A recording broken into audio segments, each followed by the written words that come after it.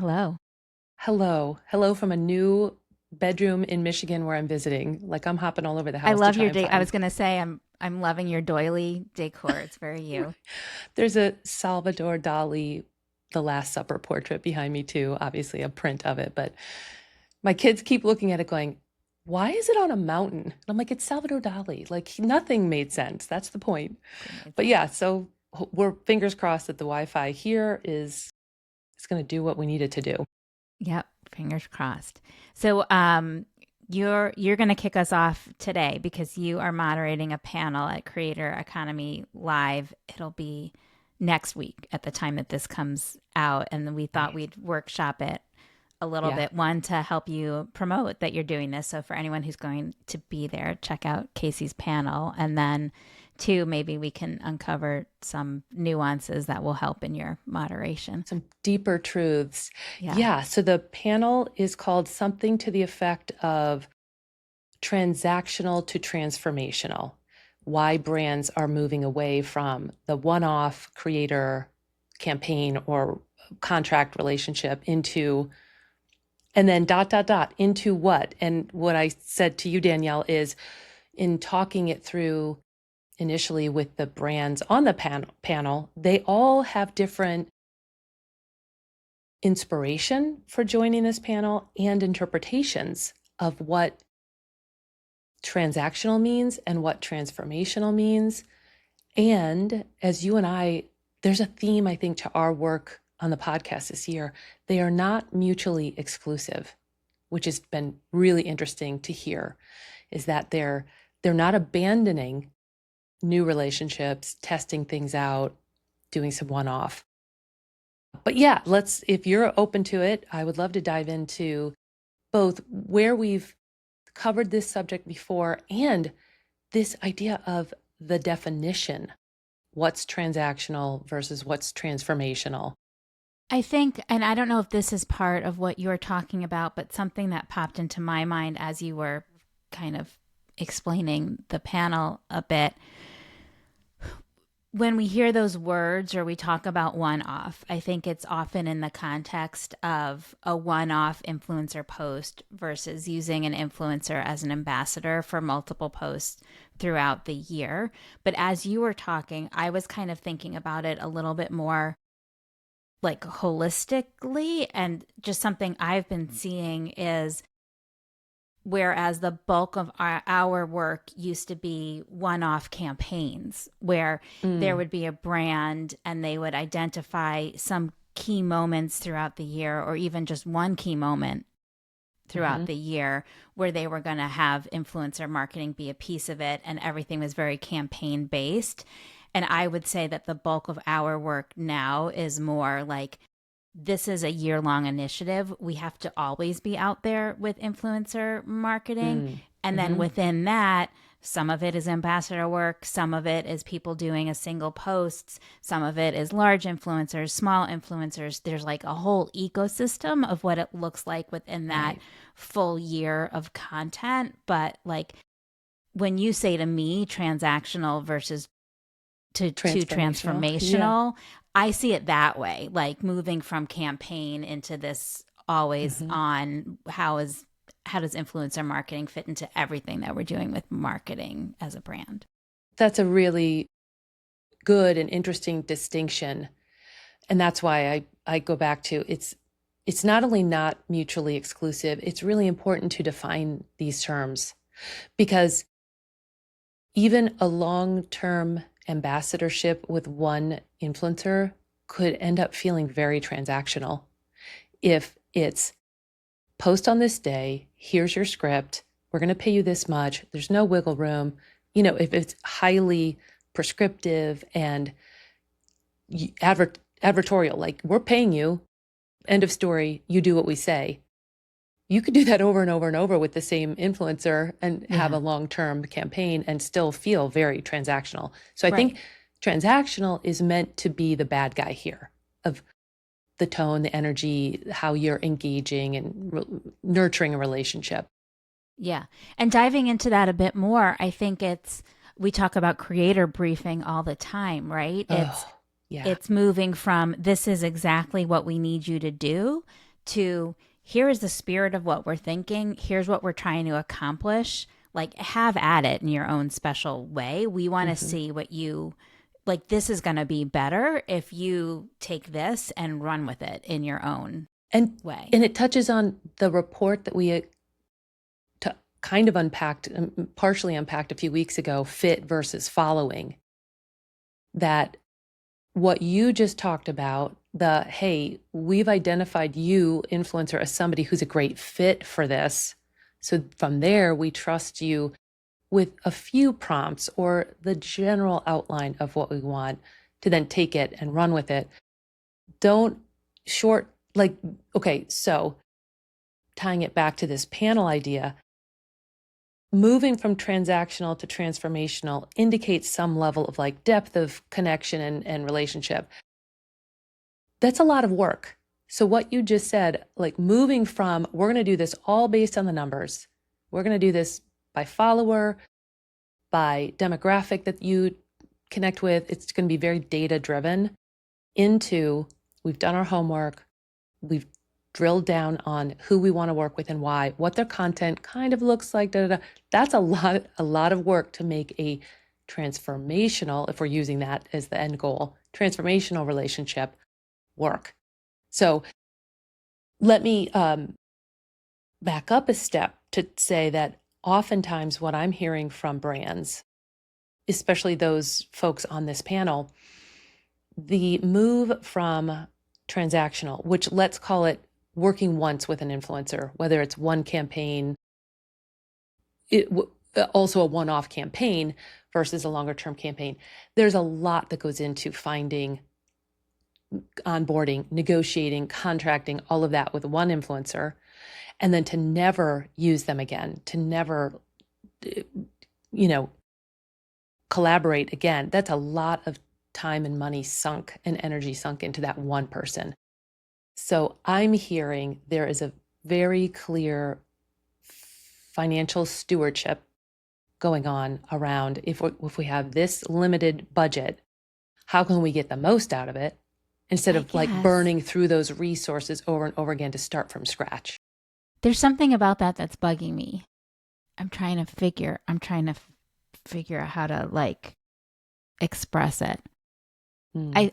Because I do think there is a place sometimes for smaller influencers who are only ever going to post once about a brand. There might be a launch of a product at a store. There might be some A/B testing going on, trying to figure out which type of content is going to resonate the most. There might like experimentation in general, of the opening of a store in a very small zip code. Like I can think of so many instances where it's not necessarily a bug that someone's only posted once and it's not a waste of money, that it's part of a larger thing. And like that has to be kind of, when you're looking at an overall influencer marketing budget, like, yes, obviously there are going to be some people who you're going to bring back and you end up with some economies of scale.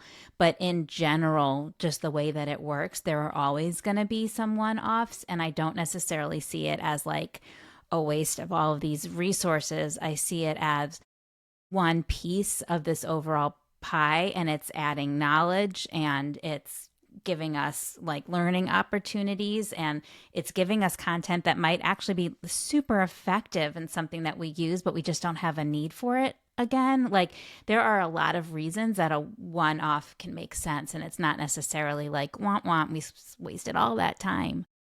Yeah, and that's why it's not binary.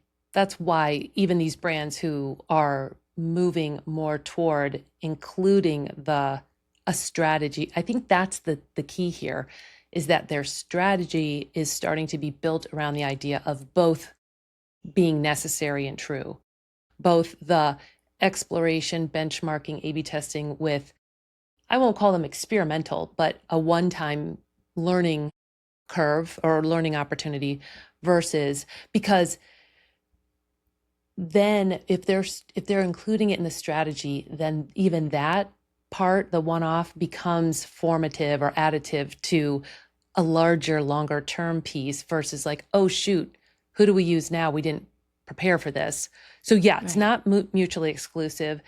And I just want to recognize that however we feel about it and the rigor we put into it and the value we know we can derive from multiple different avenues and relationships, the brands are justifying it or being inspired to approach the shift, include the shift to transformational long-term partnerships because they feel that there's a fiscal impact to be had, that there's a bottom line that they can show internally to folks around leveraging influencers more than Yeah. once.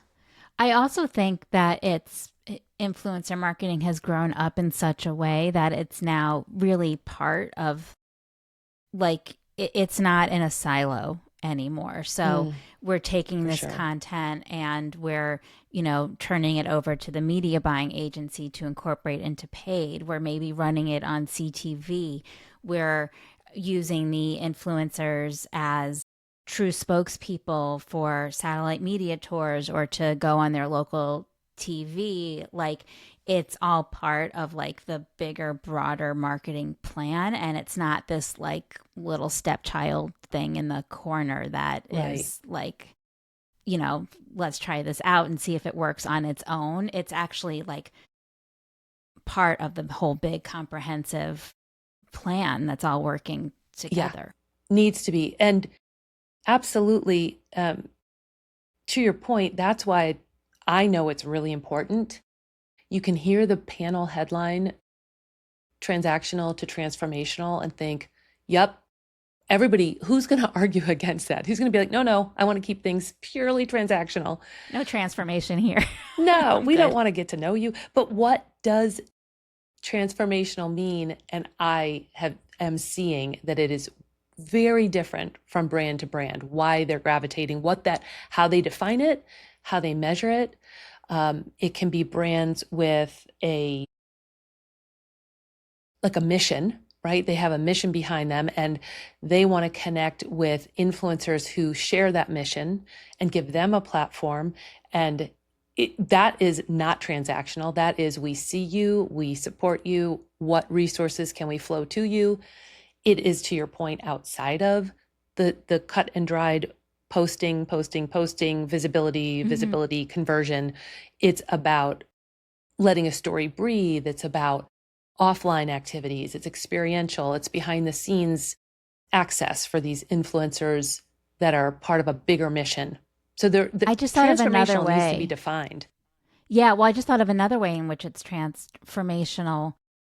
I think because influencer content, certainly there's this dotted line to the brand, especially with disclosure, right? Like everyone knows that this is connected with, endorsed by the brand, but it does live kind of separate because it's living on an influencer's platform. And so I think in that way, it gives some brands who are willing to take it a little bit of leeway to kind of go outside of their usual style guide or mode or way of being. I'll give you an example. We were doing some research for one of our clients and we came across an influencer post that was sponsored by Michaels last week.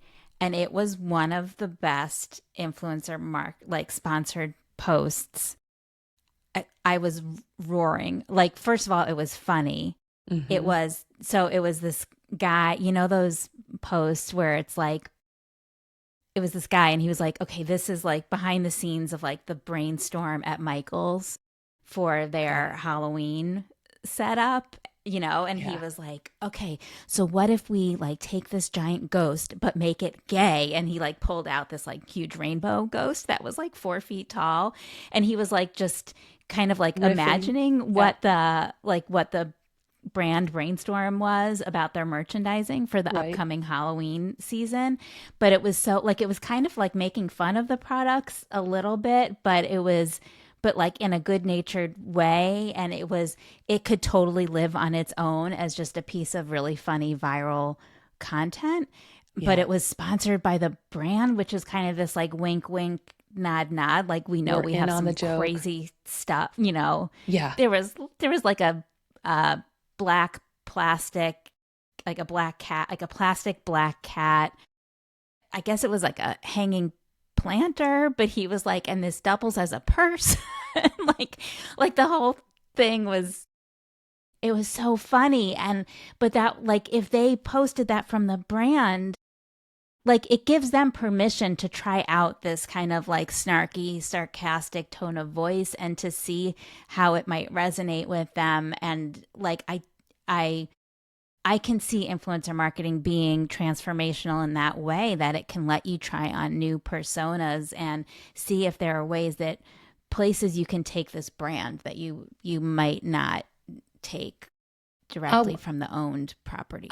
I'll add to that. What you just described too is the brand has to be clear and willing to let their own brand be transformed because that content lives somewhere. Like, as you're pointing out, if it comes from the brand accounts, it's always going to have the little shadow of this is branded, it's corporate. As funny as it is, it's in that container. You can't take it out of that container. So transformational applies only if and when the brand is willing to say, okay, you're in charge of our brand. Here are the guidelines. Here are the no guidelines. We've talked about that before, that there need to be some Yeah. guidelines. And I agree with you. It will play, even as a sponsored, well-disclosed ad, it plays much differently on an influencer's properties Yeah. than it does on the brand. Yeah.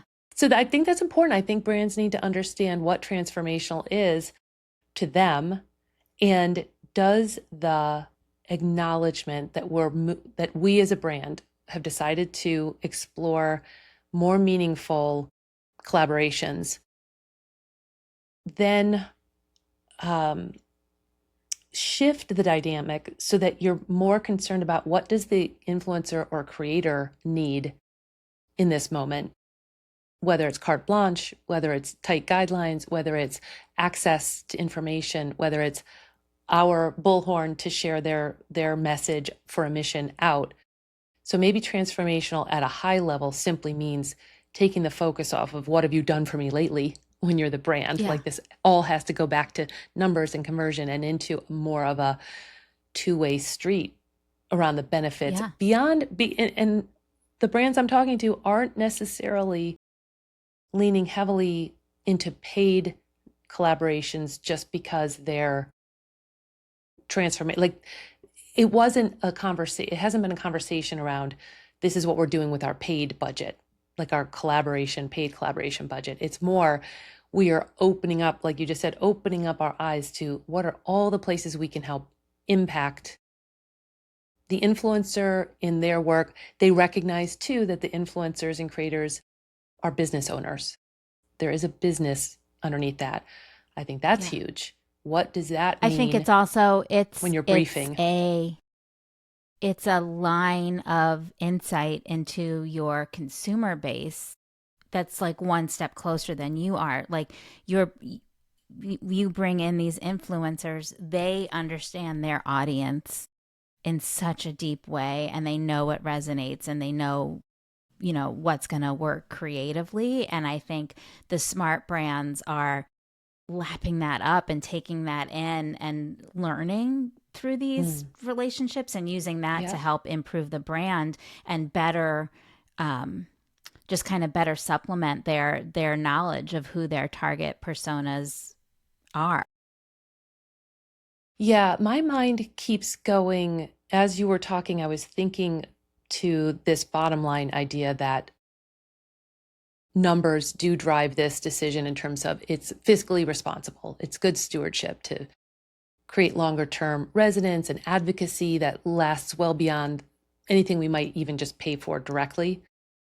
But the flip side of that is we've run campaigns where the brand does not see the influencer as a business person, as somebody who's trying to grow, but just a channel. This is a channel. It has to look like this. It has to have these metrics. And what I know we don't talk enough about as an industry is how damaging that approach is in a monetary way, because those influencers are going to be more expensive to work with throughout the industry, I believe, when they're devalued at an emotional level. When it all drills down to, we're paying you for this access and these data points that you have. And what I mean by this is, by not valuing the person on the other end of the collaboration as a business owner and as somebody who has inventory that they're selling, and they're very careful about how they manage their schedules, they're careful about their messaging, they're careful about how they brand themselves over and over in their posts, sponsored or not. Without recognizing that, brands unintentionally step into territory where they're making unilateral decisions about, oh, we're delayed, so you can't publish on the day that we contracted. You were going to have to bump you back. Or, oh, our people aren't, like, they need 3 rounds of reviews when you only contracted 1. And they think that that's because they're not treating them as partners in the process, but rather commodities or channels. Yeah. And I do believe that gets very expensive, and it's going to raise rates for all of us as influencers, or, get tired of being treated like that, and rightly so. Yeah. And they have to protect against their time, their effort, their energy, their creativity being not valued on the front end. So I do think it becomes expensive. I just wanted to add that into the invisible costs of treating these partnerships as transactional versus transformational, and how can we support you? Right. Well, now I wish I was going to Creator Economy Live, because I want to sit in. Well, what are your plans in a week from whenever this goes live? I'll tuck you in my luggage and we'll go. I've never been to the East Coast one. I'm hoping it's good, but it'll be interesting. Summer in New York City. Yeah. Well, we will. Spicy. Yeah. Bring a fan, and we will. I love when we do, when either one of us attends a conference, we usually have a great podcast after, just kind of sharing the takeaways. So you'll have to come back and report all about it afterwards. I will do. Amazing. Thanks for letting me unpack this with you leading into it. This was fun. All right. Okay. See you soon. See you next week.